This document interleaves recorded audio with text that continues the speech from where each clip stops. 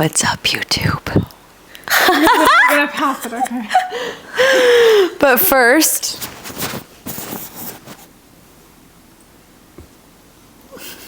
what are we cheersing first, right? wait, did I drink it all? It's okay. It's Blush. fine. It's blush. It's blush. Ooh.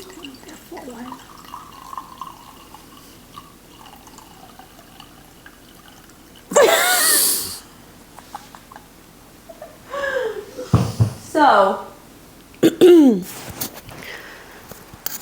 time to have some girl talk. We are on a lovely staycation in the mountains of Los Angeles, which I didn't even know were. I didn't even know we had mountains. No. I didn't even know we had mountains. I didn't know that either. And they're up in like Cucamonga. Really beautiful. Rancho Cucamonga. And there's a creek. It's called Little Creek.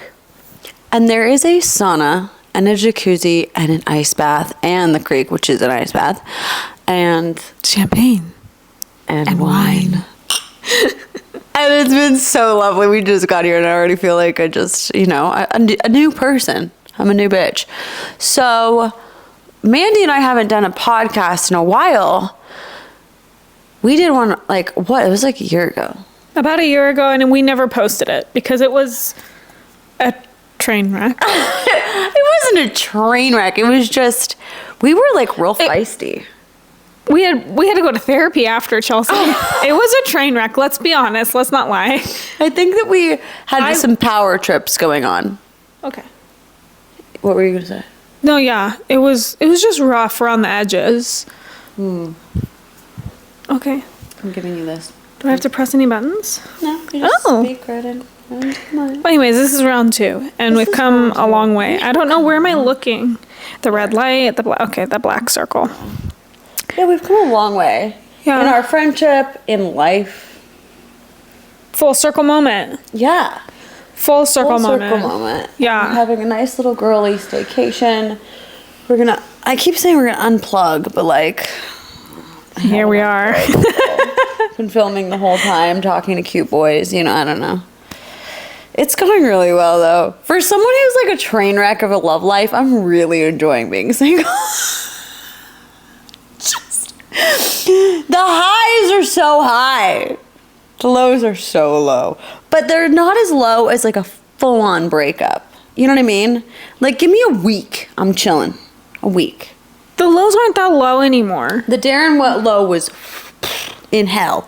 But it still was only 1 or 2 weeks. The bounce backs,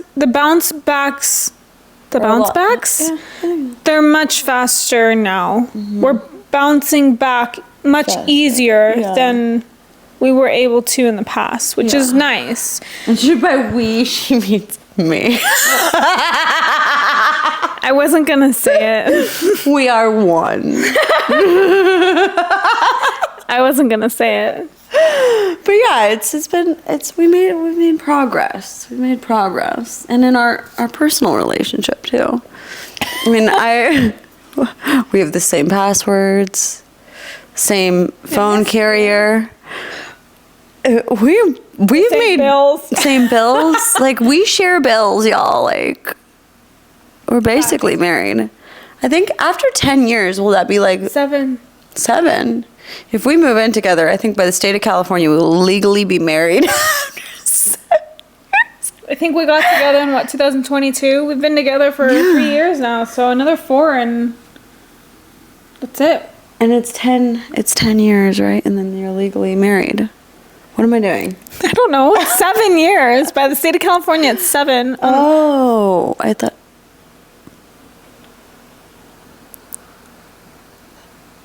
No. Did you hear that? Absolutely not. Absolutely not. Get out.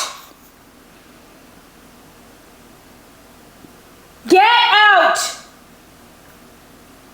I know you're there. You better get away. You do not want to mess with this bitch. Do not make me get the knife. Get off the fucking porch. this Christmas tree at you, I will break your fucking neck. Get off the fucking porch. I don't know if it's like a mountain lion.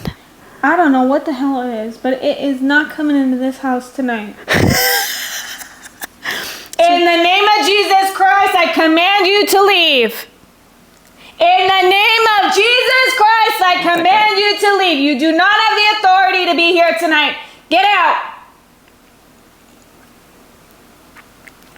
I think that did it. I think that did it too. Yeah, that did it. Not tonight. So there was a mountain lion who picked up someone's dog. And it was a shepherd. A shepherd. Cop dog, y'all. That's a whole ass dog. It's a big dog. Meow. And that dog can fight. I'm beside myself over that. I would not be okay ever again. I would never be okay again. No. If a mountain lion took Royce, I'd probably make it my like life's mission to find that cat and kill it. Absolutely. Yeah. Absolutely. This is digressing so far, but whatever. Like, we're catching up. We're doing the thing. I had a friend who had a little dog growing up, and it got taken by coyotes, and her dad killed coyotes for like a long time after that. Killed them all. Like, he straight killed them all. Like, caught them, trapped them, killed him. He was pissed. That's wild. Mm-hmm. I literally do not let my dogs off the leash at the lake because we have hawks that will come and grab small dogs and whatnot. Literally just... That's real. That's real. That's real. That happens. Nature is crazy, and that's why I do not like nature. I like the city. I love nature. No. I love nature. I hate the city. You know why? Because there's animals there. And by animals, I mean people. I'd rather deal with people than deal with mountain lions on my porch. Y'all, I will take a bear over a human any day. Any day of the week. People are terrible. Anyways, what were we going to talk about? Where do you get your style from? Style. The butterfly effect. Remember what I was telling you about? Okay, so I'm going to take this. Yes. So I was telling Chelsea the other day that I had this theory that specifically musicians, what's the word? Do you keep hearing this? That's my stupid boyfriend texting me. Sorry. What is the word? Right? They, like, not mutilate. What's the word? What is the word? Transform? I was going to say transform, but that ain't it. What the hell is It's something the with word? an M, right? Oh, this is going to kill me. I almost feel I'm like buffering. we Please Google it. What is the word? Morph? When they go from worm to caterpillar. word Shapeshift. for changing. When they shapeshift. Word for changing, modifying, shifting, exchanging. No, type in caterpillar to butterfly. I can't spell. Yeah. Metamorphosis.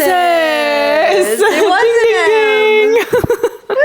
Okay, so when, like, an artist, like, specifically, like, musicians, when they're working on an album, I feel like it's like a time where they're in, like, this metamorphosis, right? Like, they really commit to a sense of style.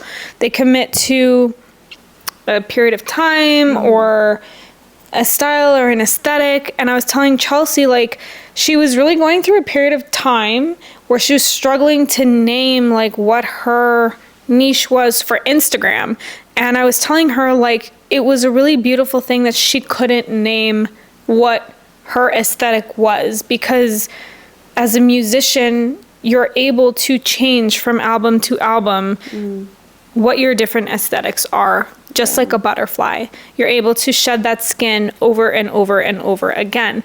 And so tonight I was asking her, like, where do you feel like your style comes from? Because I feel like in childhood, like your parents or maybe like where you grow up, I feel like there's like a base of where your style comes from. Yeah. You know what I mean? Like, so what do you think is like the very core of what your style is influenced by? Yeah. I mean, I think that, like, obviously, like, we're talking about, like, it develops and it changes, but you have people that are, like, old money, and then you have new money, and then you have broke people. Sorry. I'm broke sometimes. There's a lot of classism that goes into style.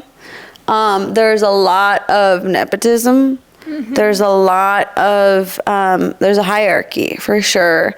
And I think that as we grow and develop our own unique styles, and as we become more comfortable in our bodies, we start to separate ourselves from that and find like how to use our voice in a way. And I think what's a really interesting thing in my own journey is growing up in the church. It was very like, you're supposed to dress like this and that. So I didn't. Like hardcore went the other way. Like as short, like I look back and I'm like, so I was wearing a napkin, or a tissue.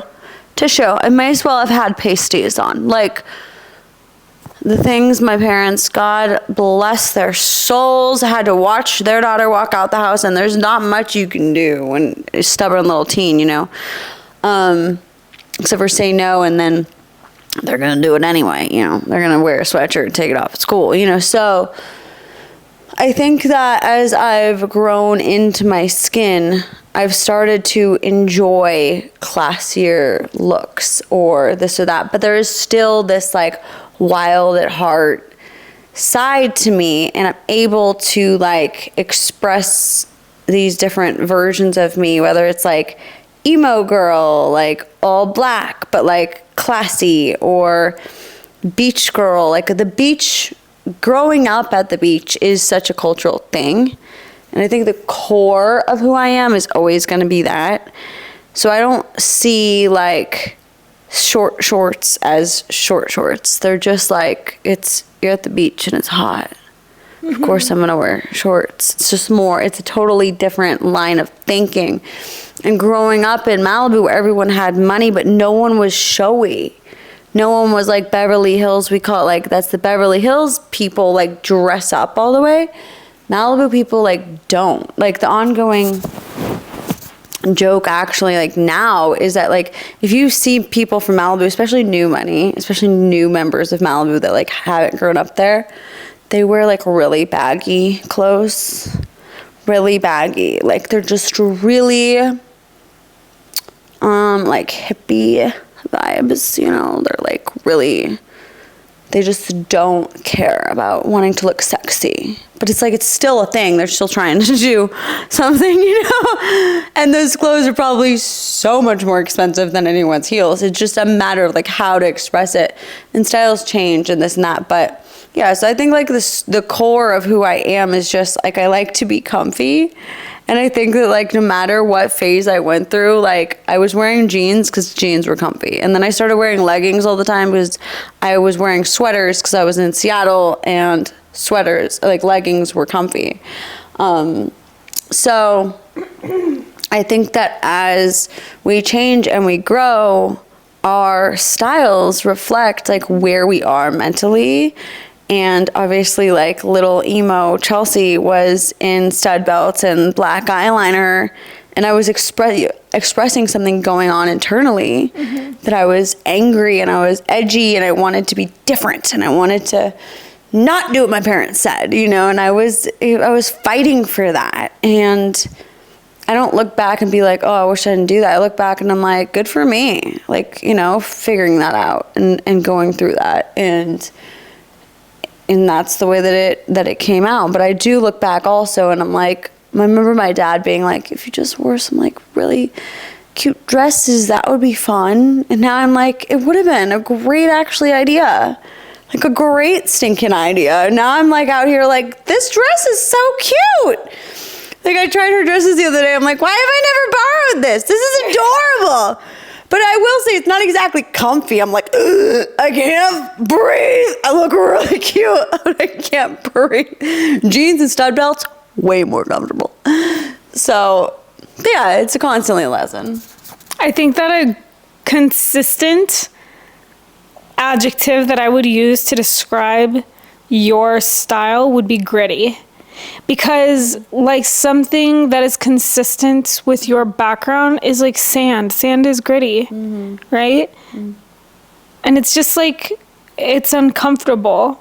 And that would be consistent with like your teenage years as well. Like growing into puberty, it's uncomfortable. Yeah. Going against the grain, it's uncomfortable. Yeah. Like your music can be uncomfortable.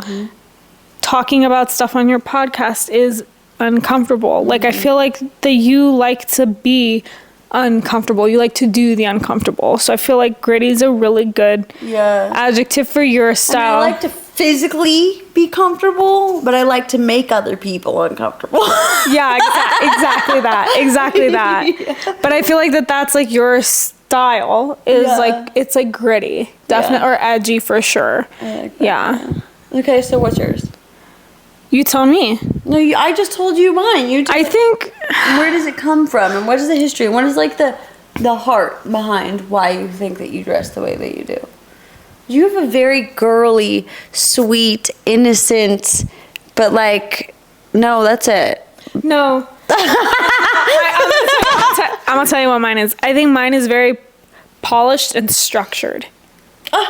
Because I think it is girly, but it's very polished, it's very structured, and I think that it reflects my upbringing. My upbringing, because that's how my background was. Like my grandmother was very German. And it was very like, you cannot wear that. It has to be very modest. You know what I mean? So I was like, okay, well, what can I appreciate that's modest? And I think that that's where my love for like Audrey Hepburn was born. Yes. And it was like, well, I like how she looks and like she makes it fun, so I'm gonna go after that. You know what I mean? Like if it has to be modest, like who can I look up to that is modest and who's pretty? You know what I mean? Like those those were like the people that I looked up to, you know what I mean? And I can't like but she's very girly, classy, but like and I always also like put into ballet, and I had to obey those kinds of like rules and stuff like that. And it's also very strict, you know what I mean? Like there was no room for error. You had to stand a certain way. I did not do ballet. I was like, no, we're not doing ballet. I had to do ballet if I wanted to dance, and I wanted to dance, so that was the rule. So I had a very strict, this was very strict upbringing. So those were like the role models. And my mom, sorry mom if you see this, is kind of she's mature. My grandmother was very mature. My grandmother was born in the 20s. I won't say what years my mom was born because she would literally kill me where I stand right now. But I grew up not watching like normal TV shows, like stuff. Yeah, like most kids were watching like Cartoon Network. Brian and I, my brother, we were watching like freaking MASH and like Green Days, like freaking rolling. Okay. So we were watching TV shows like Happy Days and like Green Acres and like really old, like black and white. Days. Yeah. Black and white TV shows. Like that's what we grew up on. So like it was stuff that like not all the other kids were watching. So it was very like whatever. It was like stuff that like my mom was watching as a kid. You know what I mean? So like we were not with the times. Yeah. So I felt like very outdated. I felt very like growing up as a kid, I was like, why am I not like with the times? You know what I mean? Yeah. So I definitely hit a rebellious period as well. But there was just no room for error at all growing up as a kid. And with mom not around, and there was just like such a high expectation of like, I'm not home, my mom would tell me, like, I'm not home, so you have to be the example. So I feel like that also played into... That's a lot of stress for a kid. That is a lot of stress for a kid, but it also played into the style of, like, you can't falter. So, like, you always have to be perfect. So, like, clothes were always pressed, you know, always washed, always, like, almost always, like, starched, you know. Really? Yeah. And, like, and I was always doing laundry, not just for me. How does one starch? In a sink. Bleach, you know, like the whole 9 yards. Like, I learned how to do... I don't even remember how old I was when I started doing laundry. I don't even know how to do that now. Yeah. That's wild. Yeah. So, yeah, that's where I learned how That to... sounds really uncomfy. Starch? Starch. Is it, like, hard? Yeah, but that's, like, how you... Like, your Sunday best, you know? Like, Brian and I were going to Sunday school, like, in suits and ties and dresses and tights and heels. Yes, I did that when I remember going to church as a kid, and I remember promises. The only promise I have ever broken. I remember promising myself I would never wear tights again. I remember being in Paris and asking Chelsea if I should wear tights, and she was like, no, and I was flabbergasted, like, beside myself, and I was like, girl, it's cold out, and she was like, I don't care, do not wear them. Yeah, that's where it came from. Because every Sunday, I had to put on my dress and my tights, and I would take them off, I think, before we even left the church at the end of the service.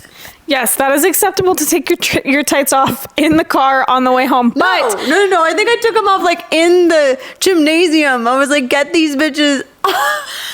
But you made an exception for tights. Do you remember where we were? That's what I'm telling you. I broke a promise to myself. I wore tights. But do you remember where we were when we wore tights? No. In freaking London, because it was freezing cold. This is a good reason to break my promise to myself. It was so stinking cold. So cold. It was like never again. It was freezing. It was so cold in London, specifically Edinburgh. Because I remember, I know this for a fact. When I step out in the morning to go for a jog, sometimes I'm like, oh my gosh, it's so stinking cold. And then I think to myself, not as cold as Edinburgh. I could do this. Yeah, it was, I just remember complaining about it so much. I don't even remember the feeling. I just remember, I feel like every other word out of my mouth was, I can't handle this. It's too cold. I didn't even know I rolled my ankles because my legs were so stinking numb. Wild. It's wild. Like, next time we go to London, it's going to be during the summer, for sure. Springtime, please. Spring, summer, I don't know. Great shopping, though, where we got the Airbnb. It was, like, shopping street with, like... Camden. Yeah. Great music. Great music. Oh, yeah, we went to this cute little jazz club. Speaking of your old school style, that was super cute. That was a great find. Girl, like, is my itinerary. Yeah, you do. It makes this sense now, the structure and all that. Like, she makes itineraries. Like, the first time, we must have told this story. The first time we, like, so we met at an ugly Christmas sweater party. And then she did my makeup for at least a couple music videos, yeah. And then I had gone through a breakup and booked a ticket to Greece because I had wanted to go to Greece forever. And I accidentally booked it on the same week I had a show in Hollywood at the Viper Room, which I was very excited for. So I was devastated that I had to cancel my trip to Greece. And then, like, within a couple days of that happening and me being just devastated, Mandy calls me and she's like, do you want to go to Paris? I'm like, yes. Like, what kind of question is that? She goes, it's already arranged. Everything's already paid for. You just have to get a flight. Just show up. And I was like, I'm great at just showing up and doing nothing else. Like, tell me what to wear. I did. She shows up with a full handwritten itinerary. You still have it? Oh, I wish I did. I don't think I'm that organized. No, it's okay. I wish I had it. It was so cute. I still have the custom makeup case that she gave me. I still have mine. I was like, who is this bitch? Like, she comes over with a custom makeup case, huge, by the way, with my initial on it. And it was just fun. And so that's how we bonded, is we went to Paris together. Like, barely knew each other, and we're like, let's go to another country. My favorite part of Paris. Yeah, I'm gonna tell it. Yeah. I'm walking across the street. I'm walking across the street in Paris, and Chelsea's lagging, and I turn around and I'm like, do I say it? I don't know if I can say it on the podcast, so I'm just gonna censor it. Okay. I said, come on, C word. And I like slapped my hand across my mouth, and I was like, oh my gosh, I can't believe I just said that. And I looked at Chelsea like, is she gonna react? Like, is she not gonna like what I just said? And Chelsea looks at me and she just starts laughing, and I'm like, oh, thank God, like, this is my new best friend. And like, from that moment on, we were good. And then Chelsea I am so mean sometimes. I'm so nice for the most part, but when I'm mean, we like leave a tea shop. Great day. It was a great day. We went to the Louvre, went to a tea shop. We're leaving the tea shop. We're talking God knows about what. She turns to me and she goes, what did you say? What exactly did you say? Do you remember? I think I said... Go ahead. What did you say? God, what did I say? I think I said, you're damaged. She goes, God, you're damaged. The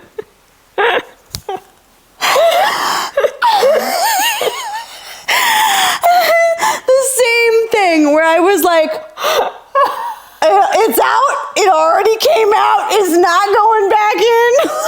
And I look at her. Like, she's gonna hate me. And I just started laughing because I knew that's not how she meant it. I think I said it so deadpan too. She did. She was just like, God, you're so damaged. And it was like, dang. I know where I get this dry humor from now, though. It's me. Beverly. I'm kidding. No, but really, it's from Beverly. God bless Beverly. God bless Beverly. Where were we? Oh my gosh. We were at a restaurant. Beverly is my grandmother. She's the most amazing woman in the entire universe that has ever lived ever. Next to me. I mean, you guys are... Beverly, me. And we're at dinner, and she was just giving this waiter the hardest time, and she's just so funny. She goes to get out of her chair and she's like, I need a forklift. Like, and she just so commits when she says things. She's just so deadpan about it. The waiter came up, and so now they're both bantering. I swear he was an actor or something. So now they're both doing it. And he comes over, he hands the check to my grandma. Mind you, she's there with two full adult women, my mom and myself. He hands the check to my grandma, and he says, she told me to give it to you. Just ruthless. So funny. But like, yeah, that's where I get like her humor. She is, and the reason that came out is because she had been saying like deadpan jokes like that, you know, all night to him, and she doesn't crack too. She's very dry with them. She just serves them to you, and there's no the crowd. Yeah, it's very, very funny. I will never forget being like 13 years old, and we get pulled over, but it was like a checkpoint, and the cop comes to the window, and he's like, ma'am, have you been drinking tonight? And she deadpan looks at this officer and goes, I'm good, but she's had a few too many. And I was like, I'm 13! Chelsea, oh my God. I could not believe it. I was mortified. I was so mortified. And it was just like the funniest thing I've ever... Did he make you do a breathalyzer? No. I don't know. No, he understood. I clearly didn't. But it was just so funny. That one got me. And then apparently too, when she was like at the hospital, she was like flirting with all the nurses. She's just the funniest woman. Anyways, that's probably it's for sure where I get. My dad got it from her and passed it on to me. Oh my gosh, her dad is the Marshmallow Man. The Marshmallow Man. Your dad Your dad. He doesn't crack. He doesn't. Well, no, yes, he does. But he tries so hard not to. He tries so hard not to. He tries to swallow his smile. That's my favorite. Is when he. Yep. She does exactly that. The lip purse. Brent, that's for you. It's my favorite. It's the best thing ever. He tries so hard not to smile, and then if you just keep poking at him, finally you'll get it out of him, and it's the greatest. It's the best win ever. It's the best win ever. It's like winning the freaking Super Bowl, man. It's like the lottery. Yeah, it really is. It's great. It's great. It's great. Okay, well, we're gonna unplug now. For real this time. For real. Not fake, for real. Everyone is like, I thought you were gonna unplug. I'm like, wow, that's making content. Chelsea's like, we're done making content, right? I'm like, no, we were gonna film the podcast, remember? She's like, oh yeah. I'm so glad we did. Wasn't this such a good podcast, you guys? So good. Thank you. It's been so long. Watching. Yeah, we're gonna do more of these. Long overdue, yeah. Yeah, and we're going to Bali soon. So if you're not signed up for Bali, sign up for Bali. You have 1 more month. Okay, we love you. Have another glass of wine. Where's the off? Turn it off.